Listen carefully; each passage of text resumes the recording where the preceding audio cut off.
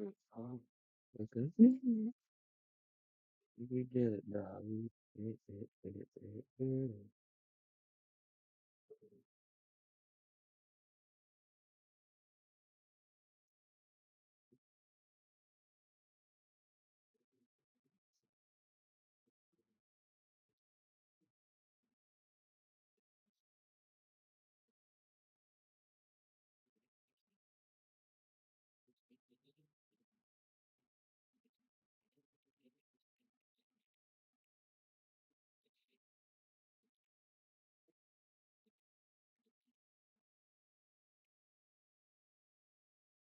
Yo, yo, yo, yo, yo.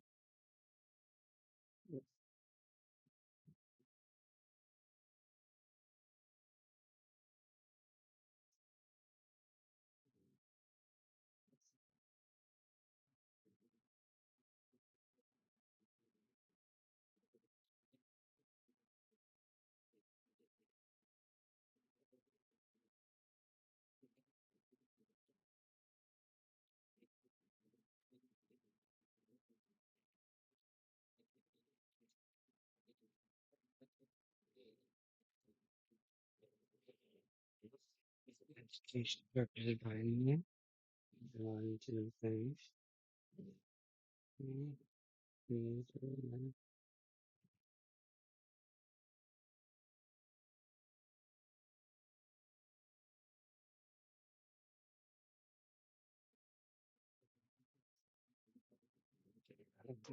The Chambers brothers. Their story largely inspired the movie New Jack City, with a character, Nino Brown, and his crew, the Cash Money Brothers, putting Wesley Snipes on the map as Nino Brown. But the Chambers brothers were even more grittier, a family operation that redefined drug. The Chambers brothers came out of a world where you had to fight just to survive. They were born down in rural Arkansas, Lee County to be exact, a place where poverty was the rule, not the exception.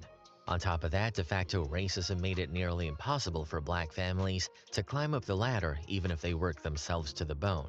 Larry, Billy Joe, or BJ, Willie, and Otis Chambers were just 4 out of 14 kids in a household that had more mouths than it ever had money. It was a real hotbed. Racism was a real hotbed. Even at one time, one of my brothers was walking up the road. I'm in a little small town called Lee Range, Arkansas. His friend was riding a motorcycle, actually deliberately ran over my brother. And nothing was dead, but that was the type of stuff that we could expect back then. Life was so rough that sometimes they'd sneak food out of white neighbors' buckets after dinner, scraping together whatever leftovers were there. That's the kind of upbringing that burned survival into their DNA early on. When they finally made their way up to Detroit, they weren't looking to play small ball. The drug game was already bubbling, but a lot of the older dealers had limits. They saw crack as too chaotic, too destructive, something that would bring heat they didn't want. But the Chambers brothers leaned all the way in. They weren't just hustling, they were building an empire. They ran things like a corporation, with a clear structure, rules for their runners, managers to keep things in order, and even marketing tricks. We're So in other words, they're on point. They're on point. talking 2-for-1 deals, discount coupons, and word of mouth branding that made addicts feel like they were part of a system. This wasn't sloppy street corner hustling. This was organized business. At one point, they were said to control over half of Detroit's crack market. On their best days, they were making anywhere from $250,000 to $3 million. Thank you. Hold on. I get my hot man early in the morning. What time is it now? 10:35, October 28th, Tuesday, 2025. I bet. How much I make today, man? Probably what, 2 pennies? What they were making anywhere from $250,000. That's crazy. Oh, shit. That's crazy, man. They bought it. Per day. What do you feel like the most y'all ever brought in a day? Well, we had got to a point where we was making at least 250,000 per day, every day, Damn. every day. Their headquarters were infamous, an apartment That's so complex crazy. called the Broadmoor on East Grand Boulevard and Ferry Street. If that Yeah, sounds man. familiar, it I'm about to should. start. The I'm about to movie start hooping reimagined now. it as the Carter, the the But that's the fortress-like movie, housing man. project in New Jack City. The Broadmoor was their castle. You didn't just walk in there unless you belonged. They had teenagers acting as lookouts, guards, and foot soldiers, most of them brought in from Arkansas. These were kids who'd grown up broke, and the Chambers sold them on the dream: cars, jewelry, women, fast money. Billy Joe, who barely stood 5'5", was the brains when it came to business. He wasn't the loudest or the flashiest, but he knew how to make money multiply. He'd flip properties like car washes and corner stores into drug hubs, hiding operations in plain sight. The whole thing was so tight that it was almost impossible to take them down, at least in the beginning. But no empire that big goes unnoticed forever. The Chambers brothers' flashy lifestyle became their downfall. They were rolling around in luxury cars, dripping in jewelry, throwing money around like it would never run out. That kind of attention draws eyes, and pretty soon, law enforcement had them under a microscope. Things really started unraveling when Larry's ex-girlfriend, Patricia Middleton, turned informant. She knew the ins and outs of their operation and handed it all over to the feds like a roadmap. But the wildest part Oh, man, that's crazy, man. That one, that one trifling, man, bro, can ruin it all, dog. You heard what he just said, man. You know what I mean? They sent the informants in, they sent the hoes in, man. was that the Chamber brothers They basically sent helped the build their water own hose case. in. Larry and Water his hose. right-hand man, Jack He Frost sent the water Jackson, hose in. loved recording themselves. They'd film hours of footage showing off stacks of cash and expensive houses. Should we throw these ones away, man, since we got $500,000? Well, I tell you what we can do. We can give it to the poor. That's right. exactly what I say, too. We'll just donate those to the poor. When prosecutors got their hands on those tapes, it was game over. The brothers had filmed their own evidence, practically narrating their rise and flaunting proof of their crimes. By the early 90s, the whole thing collapsed. Police raids turned up more than $1 million in cash and jewelry, 68 cars, and 250 guns. For law enforcement, that was proof they'd taken down one of the most powerful crack operations in the country. Larry and BJ were hit with kingpin charges, a label reserved for the biggest of the big. Larry, now in his 60s, is still sitting behind bars, a living relic of an era when crack turned cities upside down. And we see the cultural impact in New Jack Hey, when his hey, 6 cities still hey, sitting behind hey, free Larry Hoover, man. Free the Larry Chamber dude, man. Yeah, free them, man. Free our Chapo. Free all these dudes, man. You know what I mean? If we got time to be free and Diddy and all these other dudes, we got time to be free and Larry and the Chambers, dude. Come on now. Come on, Chambers. I got you, man. Palmer there. Get out. bars, a living relic of an era Have when an crack Uber waiting for you turned outside, man. cities With the upside gas. down. And we see the Transportation, got your cultural room, impact got in New your Jack food, City. The all movie was that in my designed to brother. strip away any All that. glamour from the drug trade. Director Mario Van Peebles Have a made sure wheelchair for you and audiences didn't everything. just see Came the ready money for and the those. power, Come on. they also saw the destruction, the victims, the broken families. Critics compared it to the heavyweights like The Godfather and Goodfellas because it didn't shy away from showing the mechanics of crime and the inevitable downfall that comes with it. Rafael Perez. His story inspired the infamous Training Day, earning Denzel Washington an Oscar for his electrifying, unsettling performance as Alonzo Harris, a corrupt LAPD narcotics officer. I'm the police! I'm here! You just live here! Perez, born in Puerto Rico in 1967, joined the LAPD in 1989 and by 1995 was transferred to the Elite Rampart Division's Anti-Gang Crash Community Resources Against Street Hoodlums unit. It was I anti-1989 catch shit quick. Yeah, you said 1989. See, man, come on. I'm on your head, man. I'm on your head, man. 1989 by 1995. You said 1985 in there. Yeah, come on, it's a typo. and by 1995 Give me that was to your ball. transferred to the Elite Rampart Division's Anti-Gang Crash Community Resources Against I should know because I was born 1995. 95, baby. Let's go. Street Hoodlums unit. It was here that Perez's moral compass spun Borderline 94, but 95 January. Let's go. completely off course. Denzel No more Washington boxing. himself stated he emulated Perez's style to bring authenticity to Alonzo, even going so far as to include the license plate ORP 967 on Alonzo's vehicle, a direct nod to Officer Rafael Perez, born in 1967. The reality of Perez's career makes Training Day look almost tame. He wasn't just a cop bending the rules, he was a cop who treated the badge like a license to steal. Once he got into Crash, an elite unit Man, that's crazy. I did not know that was based off of a true story, man. That's crazy. You learn something new every day, baby. Yeah. With way too much power and not enough That oversight, movie was Paris good, started man. That's playing a both good movie. sides. He was supposed to be fighting gangs, but in truth, he was acting more like one of them. He dipped straight He was into the one of the evidence members lockers, himself. stealing bricks of, cutting Oh, them down, excuse and me. pushing them back onto the streets through Oh, his girlfriend. The Angela. anti-gang unit known as You're not good. CRASH, Community Resources You was Against really Street out there, Hoodlums, man. had a reputation as You was really hard-charging out and there. aggressive. But to civil rights lawyers, CRASH Mm. officers acted like another gang. They were conducting themselves in a way that they were very much like a vigilante group, very much like the group of people, young people that they were after. And it didn't stop with drugs. Paris built a career out of lies. He admitted to perjury hundreds of times, lying on the stand, falsifying reports, and framing people just to rack up stats. One of his darkest moves came in the case of Javier Ovando, a 19-year-old gang member who wasn't even armed. Perez and his partner Nino Durden shot the kid, left him paralyzed, and then spun a story in court that painted Ovando as the aggressor. The lies stuck. Ovando was sentenced to 23 years in prison for something he never did. Oh man, this dude right there, Perry's going to hell, man. That's crazy, bro. You mean to tell me, man, you gonna shoot a brother? Okay. You know, Something he never did. yeah, man, shit. Trying to take it too hard. Hold up. Mhm.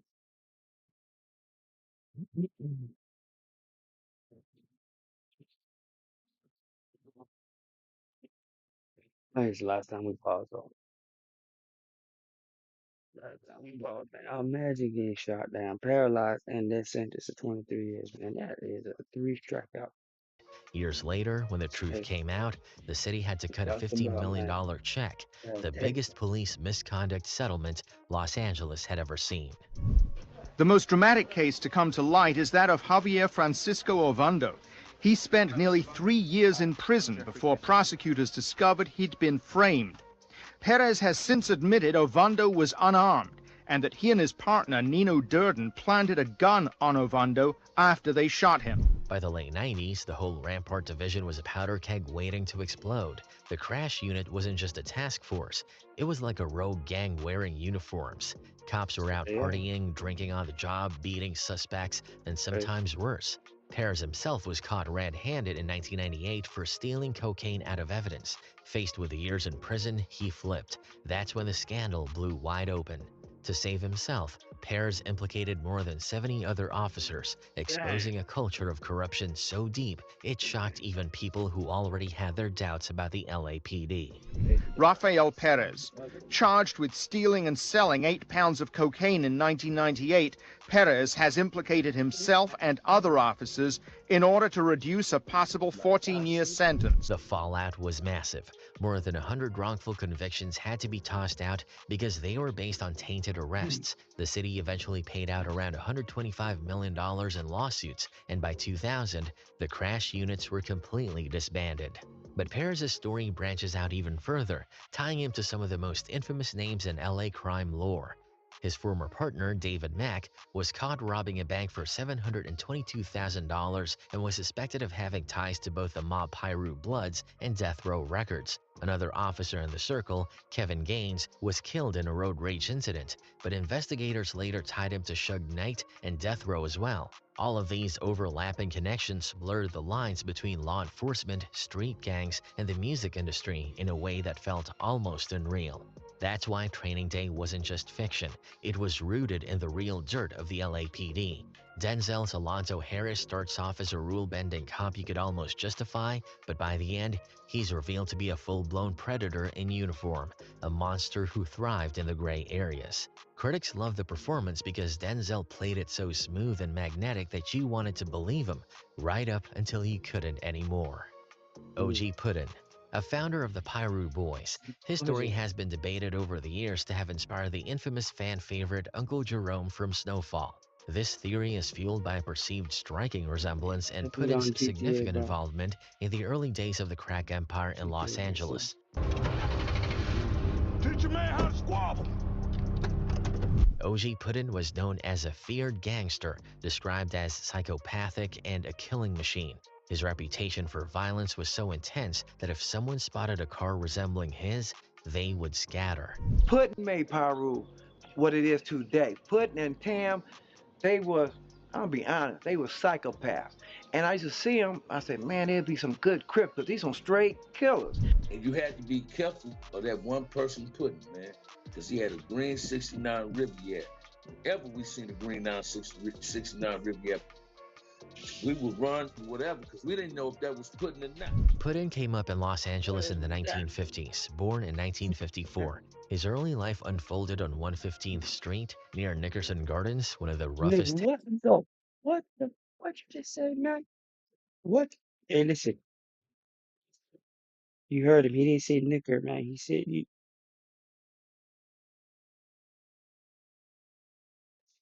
Hey, man, you're not slick, man.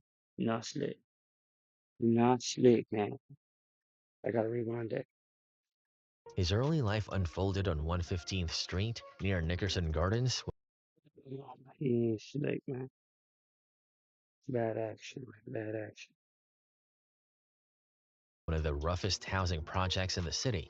In 1972, his family moved to Compton, settling on Pyru Street, a name that would soon become legendary in gang history. Compton at the time was overwhelmingly black, with jobs drying up and opportunities scarce. It was the perfect storm for gangs to rise. Back then, the Crips were running wild, led by founders like Raymond Washington and Tookie Williams. They were spreading fast, intimidating everyone in their path, swallowing up smaller neighborhoods. Putin was just a scrawny teenager when he ran headfirst into the Crips. One day, he and Vincent Owens got into it with a group of Crips on Pyru Street. They managed to hold their ground, and in the middle of the fight, someone shouted, "Don't mess with nobody from Pyru Street." That moment became history. It sparked the formation of the Pyru Boys, the set that would eventually link up with others to form what we now know as the Bloods. Putin set the tone. The Crips had the numbers, so the Pyrus had to fight smarter and meaner. They armed up, bought guns, and went to war. In 1972, Putin and a few of his homies opened fire on a group of Crips, leaving one dead and several injured. That quadruple shooting marked the real beginning of the Blood Crip War in Compton, and it made Putin the #1 target on every Crip's list. From there, his reputation exploded. People said if you even saw a car that looked like Putin's, you ran. He had a personal hit list, and he wasn't shy about using it. He famously ambushed Tookie Williams himself, shooting him in the legs and leaving him laid up for months. I know he surprised Tookie. Surprised the heck out of Tookie. Over there on Almond Street. Shot him. Tookie didn't expect that. After his right-hand man Tam was killed by Crips, Putin took his revenge to another level. He called it psychological warfare, shooting Crips in the legs, ankles, and feet instead of killing them outright, leaving them crippled and scared. But here's where it gets even crazier. Putin struck a deal with the Compton Police Department. The understanding was simple. He'd keep the Black Panthers from organizing in Compton, and in return, the cops would look the other way on his drug operations. The deal worked. The Panthers never gained ground in Compton, and Putin had space to build his empire. He wasn't just feared, he was making serious money. By the 80s, he was one of Compton's biggest drug right at the center of the crack explosion. But like many in that life, the walls eventually closed in. He caught a misconduct charge and served time. In 1987, he got busted selling to an undercover cop. Then in 1991, while still locked up, he and a crew of dealers testified against 6 LA narcs, accusing them of beating suspects, stealing money, and planting dope. Putin even said a deputy pocketed $16,000 during a raid on his mother's house. His personal life was just as wild. After getting out, he got into a toxic relationship with Jewel, Death Row's first lady. Their love story was nothing like the fairy tales. It was jealousy, arguments, and violence. One day, it exploded. Jewel shot Putin in the chest. I had went to jail for shooting this. I had went to jail. Day, it exploded. Jewel shot Putin in the chest. one to the, you know? Pudding got one in the pudding, man. You got one in the, right in the hamburger, man. Man, this lady Jewel, man, but watch out for this sister. Smiling and shit. Look at her, man. She look like she'll take you out, man. She look like she'll smoke. She'll smoke shit. I had went to jail Yeah, bitch. for shooting this pudding who started the blood gang. She said it was self-defense, that he had been abusing her, but not everybody bought her story. Others whispered it had more to do with Putin's womanizing ways. He survived the shooting, but the damage lingered. The bullet changed his health forever. Years later, the complications caught up to him, and in 2006, at just 51, Putin died from issues linked back to that wound. Daff Mosley. He's another person sources suggest that Uncle Jerome was actually inspired by. For many, his story, particularly intertwined with that of his wife, Jamaica Thompson, provides an even more grounded, raw blueprint for Jerome and Louie's on-screen dynamic. Louie! Louie! Daff Mosley's name doesn't ring out as loud as some of the other big figures in LA's drug history, but the streets knew who he was. What made Daff stand out wasn't just what he did, it was who he did it with. His partner, Jamaica Thompson, wasn't just his wife. She was his co-conspirator, his equal, and in many ways, the engine behind their rise. Together, they were a power couple, running things in a way people hadn't really seen before. Their hustle started young.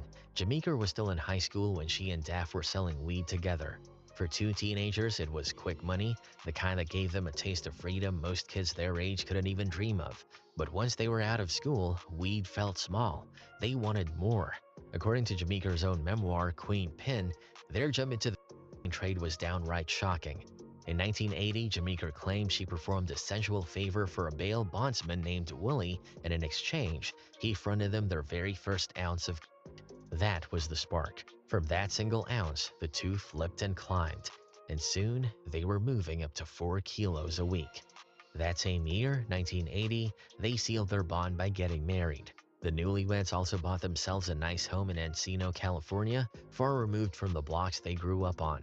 2 years later, they had a son, Anthony, and for a while it looked like they had beaten the odds. Young, rich, married, and building a life most people in their circle couldn't even imagine. I went over to her house and she had a Ferrari, a turbo Porsche. I mean, every car that you could ever fantasize about. A brand new swimming pool. Money was my power. Money was my control. And that's what controlled me, the money. And I wanted the money. But the drug game rarely allows happy endings. On November 23, 1984, everything came crashing down. Daff was gunned down at a car wash in LA. His death was devastating for Jamaica, but yet, instead of crumbling, Daff's murder pushed Jamaica to step up and become even more ruthless. Jamaica Thompson. The original Queen Pin, whose story has also been widely believed to have inspired Aunt Louie, another central figure in Snowfall. Jamaica Thompson and her husband, Daff Mosley, started their hustle young, selling cannabis together while she was still in high school. She kept email deal, building Meeker Stallion, led to Jamaica Reacts, all her son. 1993 being taken to those who played or would never comes back. Meeker was had hard time at Co. For Jamaica, religion began ministry when she was a sect-free path. The movie American Gangster performed impeccably again by Denzel. His story different path, becoming a professional skateboarder. Frank Lucas. His story is based on the hit movie American Gangster, performed impeccably again by Denzel Washington as Frank Lucas. But even Lucas himself has said that the film was 99% Hollywood and 1% reality. He don't mean nothing to me. What's he gonna do, go back home? I don't give a damn what he does. Frank Lucas's life started in the kind of poverty that shapes you forever. He was born in LaGrange, North Carolina on September 9, 1930. When he was just 6 years old, he witnessed something that would scar him for life. His 15-year-old cousin, Obadiah, was murdered by the Ku Klux Klan for supposedly looking at a white woman the wrong way. It planted in him a burning hatred for white authority, and from that point on, Frank Lucas was determined to never be powerless again. My cousin, he's 15 years old, and you know what they murdered him for? They murdered him for wrecked his eyeball. With little education and barely able to read or write, Lucas's early years were wild. He robbed his employer of $400, burned the factory down, and fled north to Harlem by the mid-1940s. Once there, he claimed he became the protege of legendary Harlem gangster Bumpy Johnson. But this is one of those myths that depends on who you ask. Lucas insisted he spent 15 years at Bumpy's side as his driver and apprentice. But Bumpy's widow, Mamie Thatcher Johnson, shot that down, saying Bumpy never trusted Frank and barely gave him the time of day. Plus, Bumpy spent a decade of that supposed 15 years locked up. But what's not in dispute is that Frank Lucas rose fast. He found a way to cut out the Italian mafia middlemen who had dominated the heroin trade for decades. His boldest move was going directly to the source, the Golden Triangle in Southeast Asia. Teaming up with U.S. Army Sergeant Ike Atkinson, nicknamed Sergeant Smack, Lucas claimed they invented the cadaver connection, smuggling kilos of heroin in the coffins of dead American soldiers coming back from Vietnam. Lucas bragged about using fake coffins with secret compartments, each carrying up to 8 kilos of heroin. With each kilo allegedly netting him $300,000, he painted a picture of multi-million-dollar shipments arriving with every body bag. But most of that story is likely a tall tale. Atkinson himself later denied it, saying he smuggled drugs and hollowed out teak furniture instead. A federal judge even called the cadaver connection story one of the biggest hoaxes in drug trafficking history. Maybe it happened once or twice, but not on the scale Lucas bragged about. Still, whether it came in coffins or furniture, the heroin was real and potent. Lucas's brand, Blue Magic, was 98% pure and quickly became the hottest product in Harlem. He sold it cheaper than the competition, making sure addicts came to him. He recruited his brother straight out of North Carolina, his so-called country boys, and kept the operation tightly in the family. At his peak, Lucas claimed he was making $1 million a day, though the real numbers were probably far less. Still, he was rich enough to live like royalty, owning mansions, offshore accounts, expensive cars, and rubbing shoulders with celebrities. His downfall came the way it often does, with arrogance. In 1971, he attended a Muhammad Ali fight in Las Vegas, wearing a $100,000 chinchilla coat and a $10,000 matching hat, gifts from his wife. That one outfit made him stand out in a crowd of celebrities, and suddenly, law enforcement knew who to watch. As Lucas himself later admitted, "I left that fight a marked man." By 1975, the feds were ready. Man, what's up with it? And all these dudes, man, in Las Vegas. And in Las Vegas, you know what? That's crazy. Pop, Frank Lucas. They raided his New Jersey home, seizing hundreds of thousands in cash and arrested City, man. him. He was sentenced to 70 years in prison. But Frank Lucas wasn't about to rot away quietly. He flipped. He testified against more than 100 dealers, corrupt cops, and mobs. He was sentenced to his New Jersey home, seizing. By 1975, the feds were ready. They raided his New Jersey home, seizing hundreds of thousands in cash, and arrested him. He was sentenced to 70 years in prison. But Frank Lucas wasn't about to rot away quietly. He flipped. He testified against more than 100 dealers, corrupt cops, and mobsters, cutting his sentence down drastically. He even ended up with Richie Roberts, the very prosecutor on this case, as his lawyer and later his friend. Roberts became godfather to Lucas's kids, a bizarre twist that only added to the legend. But Lucas couldn't stay clean. He got arrested again in 1984 for dealing and did another 7 years. By the time American Gangster came out in 2007, his myth had outgrown the messy reality. Denzel Washington portrayed him as suave, calculating, and disciplined, while prosecutors who dealt with the real Lucas described him as illiterate, violent, and often reckless. Still, one scene from the movie was ripped straight from the truth. Lucas really did shoot a rival named Tango 4 times in the head in broad daylight, cementing his reputation as a man who ruled with fear. Frank Lucas lived long enough to see himself become a Hollywood icon. He died in May 2019 at the age of 88. Alpo Martinez. His story was the real-life inspiration for Rico, played by Cameron in the classic Hood movie Paid in Full. Out of the trio, Alpo was the one who really embodied the reckless, loud, larger-than-life hustler. Born Alberto Geddes Martinez on June 8, 1966 in Spanish Harlem, Alpo grew up in a Puerto Rican household where English and Spanish flowed equally. That bilingual skill later gave him an edge in the drug game. He could bounce between cultures with ease, building connections everywhere. As a kid, Alpo wasn't the type to blend into the background. He was magnetic, always smiling, full of energy, and people naturally gravitated toward him. Every summer, he left Harlem through the Fresh Air Fund program, staying with a white family upstate. Those summers gave him a taste of a different life. Big backyards, calm neighborhoods, no sirens blaring every 5 minutes. But every time he came back to Harlem in the late 70s and early 80s, the streets were changing.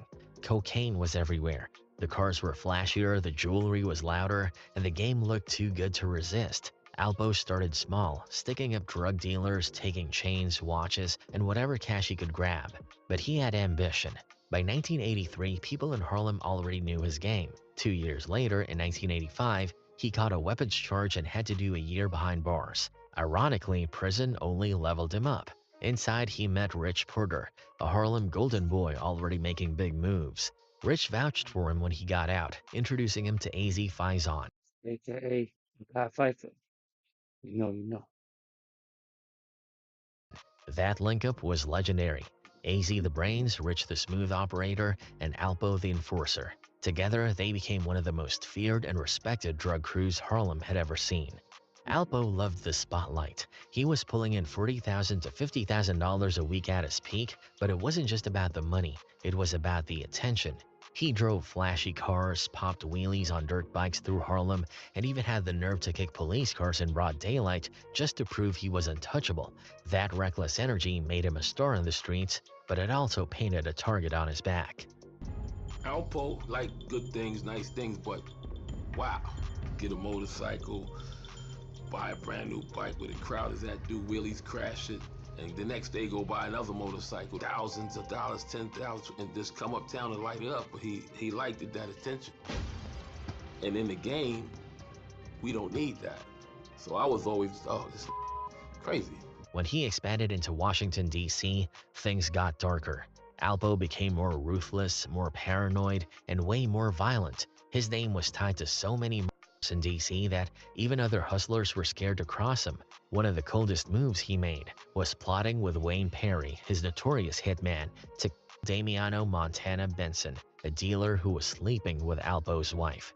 That hit showed just how personal and savage Alpo could be. But his most infamous move, the one that cemented his reputation as both a hustler and a traitor, was the murder of Rich Porter. Greed and paranoia ate at him. He started suspecting Rich of holding back a supplier, of keeping secrets. So he lured his so-called brother into a van, talked to him like nothing was wrong, asked him about coke, then pulled out a gun and shot him. I was asking him like, yo, Rich, where did you get that coke from, man? That shit was good, because I wanted to make him comfortable. That shit was good as a motherfucker. He's like, I got it from my connect. So from there, I knew he was lying. I turned to my little man. I gave him the nod. Once I gave him the nod, my little man spent, because he was short, so he could stand up in the van. Next thing you heard was the 2 gunshots, bang, bang. In later interviews, Alpo admitted it coldly, even saying, I just do that I loved, a dude I called my brother. Rich's body was found the next day, shot multiple times in the head and chest. Alpo's downfall came on November 7, 1991, the same day Magic Johnson announced his HIV diagnosis. Facing life without parole, Alpo made the ultimate street sin. He flipped. He cut a deal with the feds, snitching on his crew, his associates, and even Wayne Perry, the same man who had protected him. Perry ended up with 5 life sentences, all thanks to Alpo's testimony. In exchange, Alpo got 35 years, a light sentence compared to the bodies linked to his name. In 2015, he walked out of prison and slid into witness protection as Abraham Rodriguez in Maine. But Alpo couldn't resist the streets. Harlem called him back. He started showing his face again, doing Instagram videos, riding around like the old days, almost daring somebody to touch him. And on Halloween night, October 31st, 2021, somebody did. He was shot up in his Dodge Ram truck on Frederick Douglass Boulevard, right in Harlem. AZ Faison. His life was... That's crazy, bro. This guy was really in a movie, dog. Crazy. How do you get out of witness protection? Fire, bro. I'm going back to Harlem. Frederick Douglass Boulevard, right in Harlem. AZ Faison. His life was the blueprint for Ace and Paid in Full, the quieter hustler who wasn't as flashy but still commanded respect. AZ Faison Jr. was born on November 10, 1964 in Harlem. His childhood wasn't easy. At just 6 years old, a fire ripped through his family's tenement building, forcing them into a shelter for half a year. Eventually, they landed in the Sugar Hill section, but money was always tight. AZ struggled in school and dropped out by 9th grade, bouncing between odd jobs. He even worked at a local dry cleaner for 2 years, folding shirts and pressing pans, with no idea he'd one day become a kingpin. The turning point came in 1983. Like so many young hustlers, AZ saw Scarface and got hooked on the idea of living large. Around that time, he connected with a Dominican supplier who used the dry cleaner. That plug changed everything. AZ started small, but he was smart, disciplined, and ambitious. By 21, he was moving serious weight, earning up to $40,000 a week. That's when he linked back up with his childhood friend, Rich Porter, and Rich brought in Alpo. The trio locked down Harlem. But the game has no loyalty. On August 21st, 1987, AZ was at his aunt's spot, one of his stash houses, when it all went bad. A crew tried to rob him. In the chaos, AZ was shot 9 times. Somehow, he survived, but 3 other people in the house didn't. The most painful part was that the setup came from someone close. His sister's boyfriend, Kevin, had been holding a grudge because AZ once refused to put him in a deal. That betrayal cut deep, and it shattered AZ's trust forever. And it was an incident where he wanted me to give, before he got locked up, he had wanted me to give some drugs to Rich. And I didn't. I gave it back to my sister, and I told him to give it back to him because I felt that dude was crazy, because the way the situation at that time, he was running from somebody. Then came more heartbreak. In 1990, Rich Porter was murdered by Alpo. Around the same time, Rich's younger brother, William, was kidnapped and killed. Those losses pushed AZ to a breaking point. He realized the game only led to betrayal, death, or prison, so he did what very few hustlers ever do. He walked away for good. Life after the streets gave AZ a second chapter. In 1989, he formed a rap group called Mob Style, rapping about the life he'd lived. At first, it was straight street tales, but later it shifted into conscious messages aimed at steering kids away from hustling. He put out an album in 1991 and even did a solo project, but his real legacy came in storytelling. He became a producer on Paid in Full, shaping how the world would remember his story. Later, he co-authored Game Over, The Rise and Transformation of a Harlem Hustler in 2007, and he even dropped a documentary of the same name. His story was so important, it was featured on C-SPAN's Book TV during a Harlem Book Fair panel. Rich Porter. The third of the trio, Rich Porter, inspired Mitch in Paid in Full.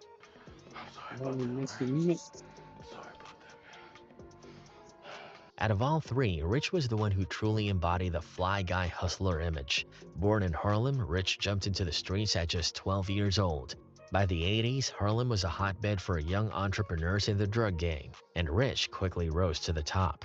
His style made him a legend. He never repeated an outfit, designer clothes every day. He had a fleet of cars and always kept himself fresh. To the neighborhood kids, he was a superstar, someone to look up to. To the hustlers, he was respected because he had money and he carried himself with class. Rich's bond with AZ was solid.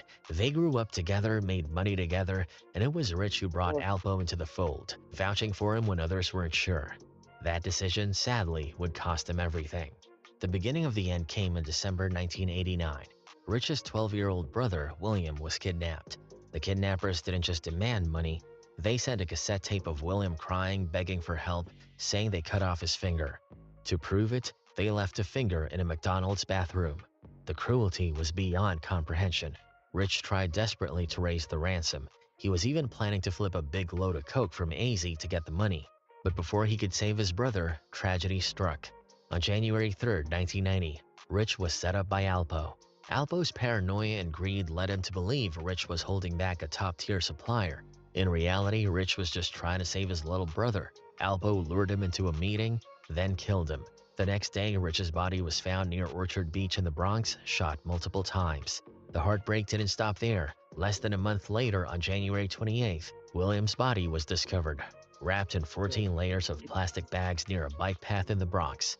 He had died from a blow to the head, and the ultimate betrayal was that the mastermind behind William's kidnapping wasn't a stranger.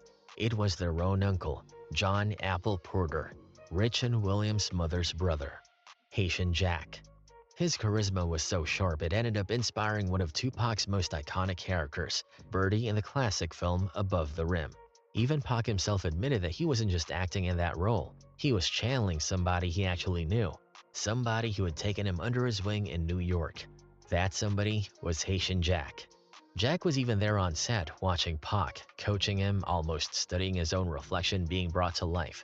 Birdie, the slick gangster with gold chains, leather jackets, and a smile that could slice steel. Birdie, the Pac, coaching him, almost studying his own reflection being brought to life. Birdie, the slick gangster with gold chains, leather jackets, and a smile that could slice steel. With Bird in New, he was channeling Above the Rim, inspiring one of brother, Haitian Jack. His charisma was so sharp it ended up inspiring one of Tupac's most iconic characters, Birdie in the classic film Above the Rim. Even Pac himself admitted that he wasn't just acting in that role, he was channeling somebody he actually knew, somebody who had taken him under his wing in New York. That somebody was Haitian Jack. Jack was even there on set, watching Pac, coaching him, almost studying his own reflection being brought to life.